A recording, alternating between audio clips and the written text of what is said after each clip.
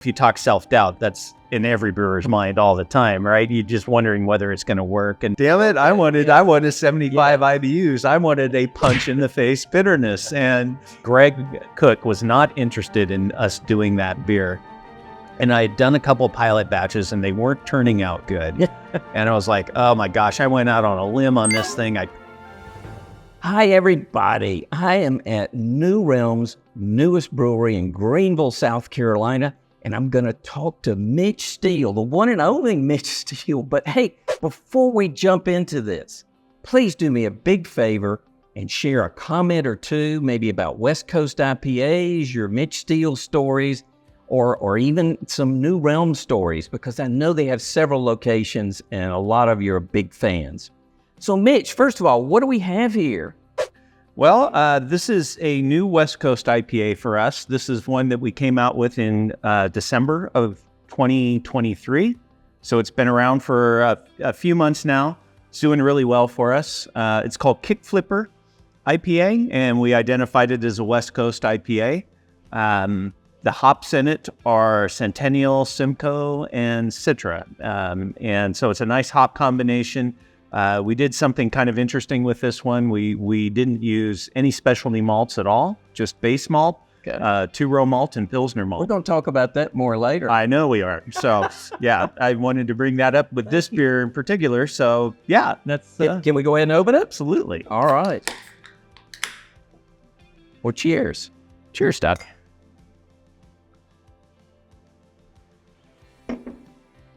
Oh, wow.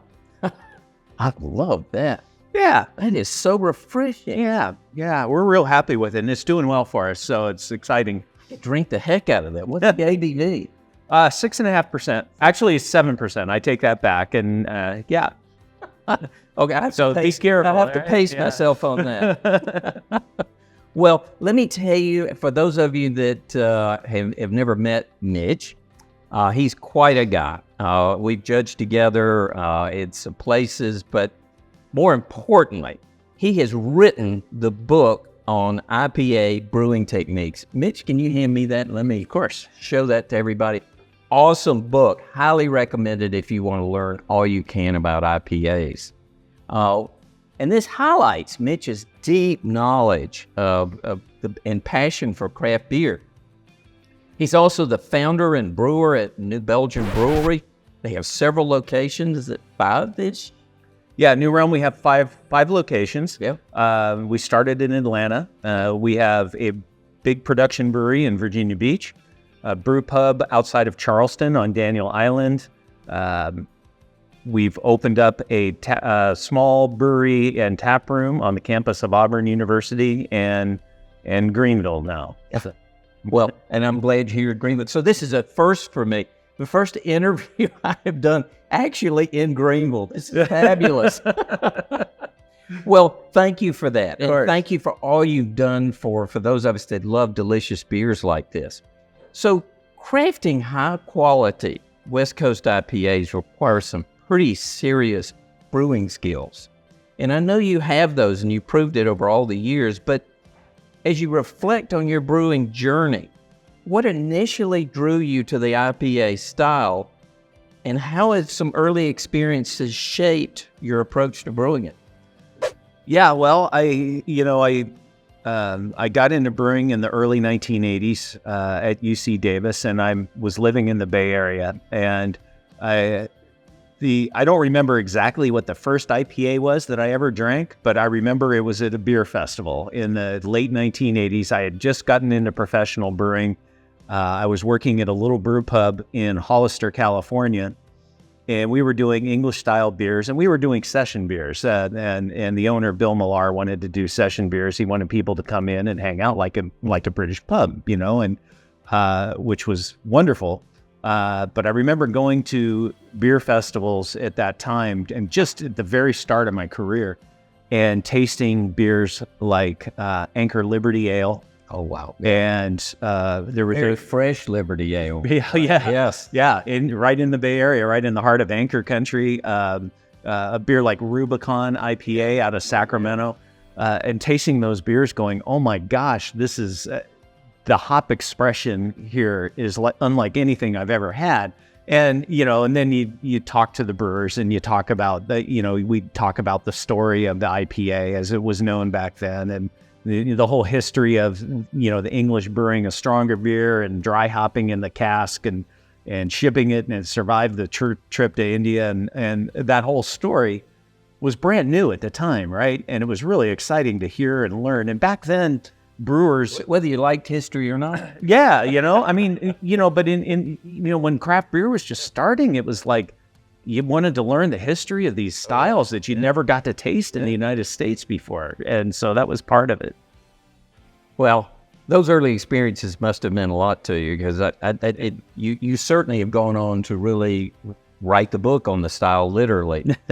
But these hops, you mentioned hops, and that was one of the things that attracted you.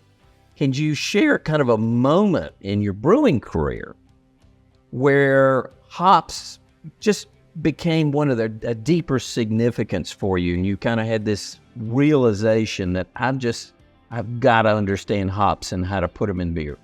Yeah, I think, when I was studying brewing science at UC Davis, that was the first time I ever actually held a hop in my hand. And we had a little pilot brewery on campus, and we were using whole hops. And so they were dried flowers, and I remember smelling them. And, that was one of those moments where I realized that what I was smelling was the same aromatic, and this will take you back, the same aromatic that I was getting out of Henry Weinhard's beer. And Henry Weinhard's Private Reserve, I always, when I was a young beer drinker and I had that beer, I always thought it had this very different aroma than the other beers I was drinking at that time. And I could never figure it out. And I connected it, Wow. And then it's like, okay, now I'm getting what hops are all about. And then later on, as I started home brewing and started getting into the craft beer scene in the Bay Area, then I started realizing, a beer like Liberty Ale or Sierra Nevada Pale Ale, the importance of the hops. I mean, when I first tasted Sierra Nevada Pale Ale, I was like, oh my gosh. And that was when I was a senior in college. I was like, this is the hoppiest beer I've ever had in my life. This is unbelievable, and it was jarring, right? Yep. But I mean, it's gotten to the point where that's, kind of what I look for in a beer, is that kind of hop experience. Denny Kahn said it ought to slap you in the face. The bitterness. Did you say that? Sometimes, yeah. It depends on the beer, but I like that. Drew Beecham said it has morphed to more of a tap. Yeah, maybe. I don't know if that's our palates changing or whether the beer has morphed as well. But it's still got a nice hop character to it. Well, Stan Hieronymus is fascinating to me. When we talk about hops, he talks about the importance of blending them. Yeah, that you don't want the one note. So, was there a particular challenge that you've had in trying to balance the bitterness of the hops versus the aromatics? And was there a moment when it was like a turning point when you feel like you got it? It's starting to work. Maybe important. This is repeatable. Yeah, that's a really tough question, because I've brewed in so many different regions in the United States, and every region has different flavor profiles that are preferred. I'll tell you, when I got to Stone Brewing Company in 2006 and started managing the brewing of beers like Stone IPA and Arrogant Bastard, I was surprised at how much they focused on single hops and in their dry hopping process. And not that their beers were all single hop, most of them weren't, but most of them focused on one hop variety and then had little bits and pieces of others. And that got us into trouble very early on when there was a hop shortage in 2007. Oh, wow. And Stone relied very heavily on Centennial hops, and Centennial hops were one of the hops that was short because of the fire in Yakima or whatever the story was. And we had to find a way to make that beer without having our full supply of Centennial hops. So that was a real challenge. And I will say that when I was at Anheuser-Busch, and I was at Anheuser-Busch for 14 years, one of the things I took from Anheuser-Busch was they blended 7 to 8 varieties of hops in most of their beers. And the reason they did that was so that year-to-year changes in the crop would not be readily apparent. The blend could be adjusted to compensate for that. And it was a very intricate process and very involved. But as my time at Stone went on, more and more of the beers that we brewed there were focused less on one particular hop and more on a blend of hops. And I think that it helps you weather the storms, you know, and there are practical reasons, but are there a taste point of view? Because Stan Hieronymus said, if you're not careful, there's a loss of complexity with just a few hop varieties. Yeah, and I think there's truth to that. It depends on what you're trying to brew. I mean, you know, if you have a beer that's 100% Citra hops, that's a wonderful beer. Yeah. Achieving consistency with that beer is going to be tough. But okay. You know, it just depends. I personally like to blend hops. I think it adds more to the flavor complexity of the beer, but you know, also brew a lot of single hop beers just to evaluate the hop and understand how it plays in the beer, you know, and so I think there's value to both. So for short runs, it might be really good. For long runs, not so much so. Yeah, because the beer's going to change, you know, as it goes. So I think that's important. Well, brewers often struggle with hop bitterness. You know, and as you mentioned, meeting those palates, and Beecham said it's a tap on the face. Yeah. Denny said it's a slap. So what are the obstacles that you kind of run into with IBUs, hop varieties, and how has malt factored into that in your experiences? You know, I think it's a combination of a lot of things. I think, number one, the malt can get in the way of the bitterness. Or if you're using certain types of like specialty malts, you can accentuate the bitterness to a level that you may not want. Really? Yeah, because, you know, darker roasting malts tend to add some bitterness character to the beer. So you may be targeting a certain amount of bitterness from the hops, and then your malt bill may change the perception. So something like Bigfoot, that might be extra challenging with. Yeah. I never thought of that. So I think it's just, and it's one of those things that you've got to understand what the malt's going to contribute as well as the hops, you know, when you're building your recipe and dialing in your bitterness targets. The other thing that, you know, related to that is regional differences, right? I moved to San Diego in 2006, and if your IPA wasn't 60, 70, 80 IBUs, you were doing it wrong. 2000 punch in the face. Yeah, that is a punch in the face, you know, and by design, you know, and that was a lot of fun. Moved to Atlanta and we came out with a beer that had 75 IBUs at the start, and it didn't go over as well, you know, and so you've got to pay attention to what your customer. Does 75 still go over on the West Coast? Yeah, I think so. Yeah. I think so. I haven't gone back and done a beer trip to the West Coast for a long time, but I still think that's kind of the going rate.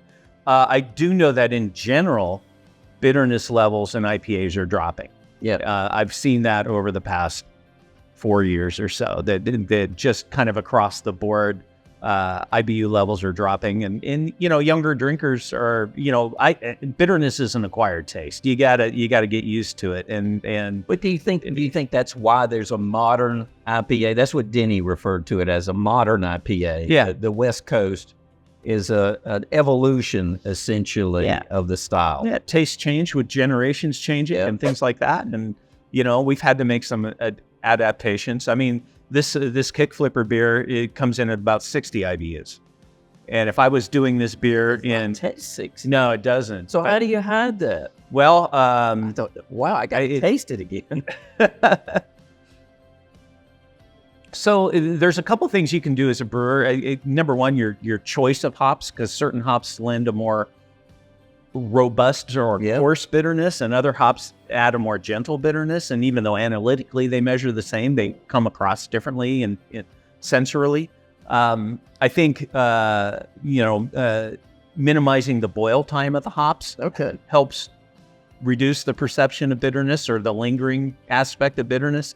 So like whirlpool hopping, that's such a bigger thing now than it was. And you get a different kind of bitterness and different quality of bitterness from whirlpool hops than you do from a hop that's been boiled 60 or 90 minutes. So you got to balance all that out. Yeah, you just got to. So was there a moment where you really felt like you'd kind of had your arms around it so you could reliably produce a beer over and over again? Yeah. I think that happened at Stone, where we got to the point where we felt like if we were going to do a new IPA recipe, we knew how we wanted to approach it.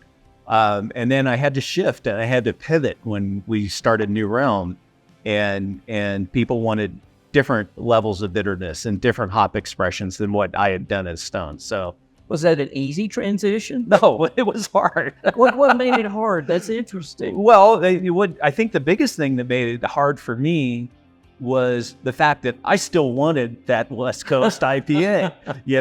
Damn it, I wanted 75 IBUs. I wanted a punch in the face bitterness, and it just wasn't going to sell. And I just had to kind of come to my senses and figure out how to deal with it. You weren't going to change them; they were going to change you. Well, yeah. I mean, that's you have to understand whether it's a battle you can win or not. And I didn't look at this as a battle, but it was a challenge, and it was kind of hard to make that adjustment. And I think having an IPA that maybe has a good bitterness, but it's balanced is so important these days. Versus the IBU arms race that we were having in the early 2000s, where the more bitter and the more punch you in the face, the better. That's not the case anymore. But you were talking about 70 IBUs on the West Coast. Mm-hmm. You're saying this is 60. Mm-hmm. That is not what I remember a West Coast 70 IBU beer tasting like. This is a gentle, almost like prepares your palate for the next sip. Yeah. It is bitter, but it is not, it's like Denny said, it's not that slap. It's more like Drew said, and it's kind of that. Yeah. So how do you get that? How does that? I think, so really with this particular beer, what we did is we minimized the kettle hopping. We did the kettle hopping kind of late. Just to get some of the bitterness, and then we relied on the whirlpool hop to get most of the bitterness. Okay. And I think that really is a technique that, I actually learned that from Steve Wagner at Stone. He was a big fan of whirlpool hopping, and the whirlpool hopping they did at Stone was unlike anything I'd ever seen. But at Stone, the difference was we also did a huge 60-minute hop edition as well. So we just really cranked up the bitterness. And at New Realm, I've been able to taper that edition back and just get most of the bitterness from that whirlpool hop. And I think it's a softer bitterness. That's not a cheap process either, is it? No, it's expensive. Yeah. It's expensive, especially with prices the way they've gone the last few years. Yeah. Yeah. Well, so consistency, we talked about that. Mm-hmm. I mean, you mentioned the fires. Can you share an instance, maybe when doubt crept into you that you just felt like, oh my gosh, I don't think I can brew this beer consistently. And did you eventually do it? And what was it that sort of was your epiphany? So there are a couple stories come to mind with that one. I think, number one, the one time, if you talk self-doubt, that's in every brewer's mind all the time, right? You're just wondering whether it's going to work. And, being able to take risks is a wonderful luxury in this business, because if it doesn't work, you can regroup and do it again. And if you have a company that supports that process, it's absolutely marvelous. I think, one of the riskiest things I did was doing the black IPA at Stone, Sublimely Self-Righteous Ale, because Greg Cook was not interested in us doing that beer. And I had done a couple of pilot batches and they weren't turning out good. And I was like, oh my gosh, I went out on a limb on this thing. I talked. What was not good? So it was, they were black at us? No, they were plenty black. They weren't the hops weren't being showcased enough. They tasted like a hoppy stout or a hoppy porter. And I just wasn't getting what I was envisioning. Yeah. I had this vision of what I wanted this beer. It was too much roast. Yeah. And so what happened was I was, just reading either brewing articles or brewing books, and I was reading on Schwarzbier, German Schwarzbier, and I learned about dehusk black malt, and that was like, okay, that's what we need to use in this beer, and so that's what we ended up using in it. And I remember being so excited when we tasted the final batch because it was what I had envisioned, and the husks were contributing roastness. Yeah.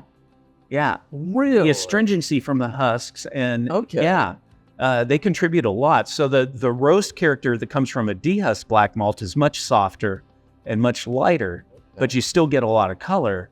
And so my goal in making a black IPA was to make a beer that tasted like an IPA, but it was black, and the roast was integrated into the flavor, not the dominant flavor. So this goes back to what you said earlier, that the darker malts with the hoppiness can be really tricky. They can clash, Wow. So that's, and then I think, just in general terms, as far as consistency of the style, I think one of the big things that's overlooked by a lot of people or not well understood is just managing your fermentation and managing the yeast performance, making sure you don't get too much yeast growth, making sure that your yeast is not soaking up all your hop flavor, that you're adding, you've got a consistent cell count of yeast in your beer when you're doing your dry hop, because the more yeast you have in your beer, the more of that flavor the yeast are going to absorb. So that can lead to inconsistencies with the dry hop flavor. Is there a particular yeast you like with the West Coast? Oh, I like California ale yeast. Okay. It's a very clean yeast. It doesn't add a lot of ester character. It's very neutral. It allows the hops to shine. There are other hops, English ale hops that work great for IPAs. It depends on the style, but that's, Stone had a house yeast that they used that was fairly estery. And when I came to New Realm and we started brewing, I made a very conscious switch to Cal Ale yeast. Yeah, this is not estery at all. It just really, the hops really shine through, and that's what I was shooting for. Yeah, they are awesome. Well, we're talking about malt. Let's carry that a little further. So, balancing malt sweetness with hop bitterness, that's a real challenge. What's been your biggest obstacle to finding that nice balance? Because I'm guessing that's sort of the difference between that slap in the face versus the tap on the face when you have 60, 70 IBUs. Yeah, I think you can go too far on the dry scale and too far on the sweet scale. And I always try to brew my IPAs so they finish in between 2 and 3 degrees Plato as a terminal gravity. That just seems to be the sweit spot. I tend to prefer drier beers. Yeah. Sorry about the pun. Yeah. I like beers drier. I think would you prefer that drier? No, this is fine. Okay. And this beer finishes right around 3. Right around 3. So it's not very sweet. So how would the bitterness change if it was drier? Because that's what we're really talking about. It would be a little bit more accentuated. Yeah. A little more prominent in the finish, because the sweetness manifests itself at the start of the palate, but also in the back of the palate as well. So when you're finishing the beer and swallowing the beer, the sweetness can linger and kind of clash with the hops if it's too sweet. So it's almost like you're missing a little complexity when you let it go too dry. Yeah, you could. And I like having a little bit of sweetness for balance, but I also liked it to be more on the dry side because that combined with a bitterness is what makes me want to take another drink of the beer. Are there malts that you prefer to get that sweetness, or are there other malts that maybe you absolutely don't use because they contribute, either lack of sweetness or other negative characteristics? Yeah, I tend to use a very large proportion of just American 2-row. If I want a little more malt complexity, using an English malt is nice. Adds a little character to the beer. I think, I don't use dark crystals in IPAs. I'll use light crystals in IPAs. But I bet you used to. I used to use like 40 and 60, and and to correct myself, we came out with a beer at the end of 2023 that used 60 Crystal in it. But it was a red IPA, and it was absolutely marvelous. But and we had this celebration. Yeah, it was definitely, What's the downside of that? The downside of that is if you don't hit the proper balance as the beer ages, the crystal malt character changes into more dried fruit and really accelerates the hop flavor drop off as the beer ages. So that's why celebration just doesn't really last. Yeah, that's why most people like to drink it really fresh, right? Yeah. And, it does hold up pretty well. I mean, Sierra Nevada's so dialed in. Sure. If I took a celebration that I bought in November and tried it now, it would still be wonderful. But, But it's not the same it's as not it was in November. You lose the hop character. And, just to give a shout out to Sierra Nevada, I don't buy a lot of beer at home because I've got so much beer around me all the time. The one beer I make a point of buying every single year is Celebration Ale. It's one of my absolute favorite beers. I'm on that page, and the more I learn about it, the more I realize what a just brewing brilliance that it is. I mean, it is kind of the ultimate beer. Yeah. Well, this has been awesome. We've got the rapid fire questions coming up. Okay. But you have an awesome book, and I want to make sure people know how to get a copy of it. How can people get a copy of it? So this book came out through Brewers Publications, and you can still order it through Brewers Publications. It's also on Amazon, and I know More Beer sometimes carries it, and some homebrew shops carry it. We also try to carry it in our tap rooms, and so we usually have 2 or 3 copies of the book in our tap rooms, and then I will sign them for the ones that are on sale in the tap rooms. So, well, cool. Yeah. So it's still selling a bit. It's 12 years old now. So it's so that makes it a classic. It's a classic now. Yeah. People have been telling me I need to write another version. Which I don't know if I have that in me anymore, but that'd be an interesting project for. Well, I wish you would. I wish you would. Well, these are awesome, and that's a great book. And I want to refill my glass with this delicious beer. Okay. And let's move on to the rapid fire questions. Are you ready? Yeah, I'm ready. Okay. For those of you that have to go, I understand that you might want to hang around for these rapid fire questions and put your comments in below and kind of what you thought about what Mitch said and what you think about West Coast IPAs. All right. So the rapid fire question, the first one we've got is, and these questions come from you. What mistakes are brewers making most often with their West Coast IPAs? That great question. I think number one, using too many hops and getting hop burn and getting diminishing returns and just wasting money. And then I think the other one is just balance. Using. I still see people using a lot of crystal malts, which I think throws the beer out of balance a little bit. I tend to max out the crystal malts at less than 10%.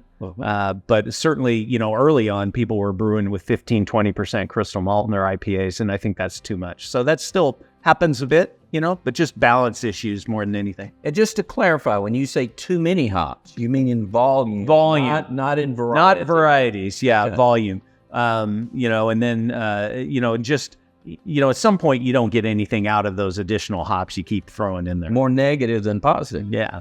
Okay. Yeah, you can get some of that grassy, stemmy, what I call stemmy character. Yeah. Well, when everybody found out I was going to interview you, they said, you got to ask him, how do I get to do a collab with Mitch Steele? so I'm asking, okay? So we at New Realm, we do 2 or 3 collaborations a year. We host 2 or 3. Yeah. So for us, and for me personally, number one, I need to know the brewer.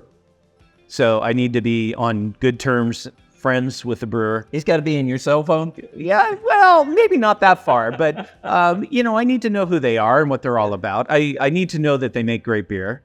And I need to know that they run a good business. They're the kind of people we would like to work with, and from a core values standpoint, however you want to put it, if they're good people, good brewers, they run a good company that treats their people well, then I'm in, So. Well, I'm going to put you on the spot. Okay. You mentioned a beer that you really like, which was Celebration, and that's one of my favorites too. How about a great example of a West Coast IPA that's commercial and is distributed widely? I'd love to know some that can you name some offhand that are widely distributed? Oh, for sure. I still love Stone IPA. Yeah. I still love that beer. And I did not put that beer together. I did not create that beer. That was all Steve Wagner and the team before I got there. But I love that beer. Headhunter IPA from Fatheads is one of my absolute favorite IPAs of all time.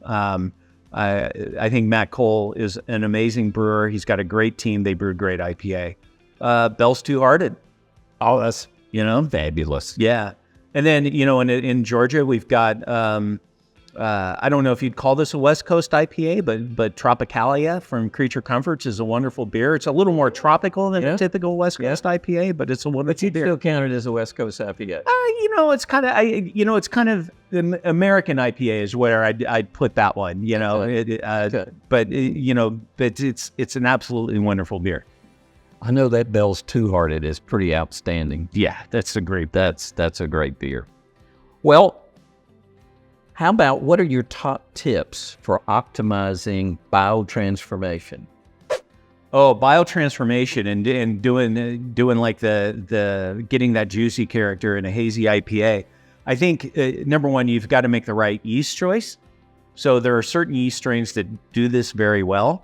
Obviously the London Ale 3 is one of the premier strains for doing the biotransformation and doing hazy IPA. There's the Conan yeast from Vermont that's also well regarded for that. There's several others. I just as a brief side note, one of the things that I learned from a brewer out on the West Coast is that certain Kolsch yeasts do really great with biotransformation, which I was very surprised at when we tried it and it actually worked. And then hop choice, because certain hop varieties lend themselves to it, high geraniol contents, things like that. So the hop choice is really important as well. Are there some favorites? For me, we do a lot with El Dorado. I like that. Idaho 7 is really good at biotransforming. And I don't know if a lot of people use Idaho 7 in that aspect, because it's just a great hop on its own anyway. But, we tried it one time and it was amazing how much orange juice character we got off the pilot batch that we did with that. Is there a time limit that you have to where biotransformation starts to degrade into something that's transforming into something you don't like? No, I know there's a lot of research going on about that, about, when to add the hops, whether to add them, in the whirlpool and carry over everything, whether to add them after the fermentation starts, which is what we do. And then there are people that are having success adding them towards the end of the fermentation. Yep. So I think, hop creep plays into that a little bit as well. So adding them earlier, you get that out of the way and you don't have to deal with that anymore. For us, our sweet spot is 24 hours. That's when we do our biotransformation hop addition. And, and that's worked well for us. So we haven't really done too much work exploring other time frames. Well, Mitch, when do you think the craft beer revolution began? I've been asking a lot of the people I've been interviewing, and I get a lot of different answers, but your perspective would be especially valuable. Honestly, I would say the early to mid 1980s, when people became aware of Sierra Nevada. The first brew pubs had started at that point. That's very personal for me, because that's when I got into it. 1984, I took a trip up to Sierra Nevada with the class, the brewing class at Davis, and we did a field trip and went up there and visited and toured, and that was it for me. I'm like, okay, this is it. This is cool. And so that's when it started for me.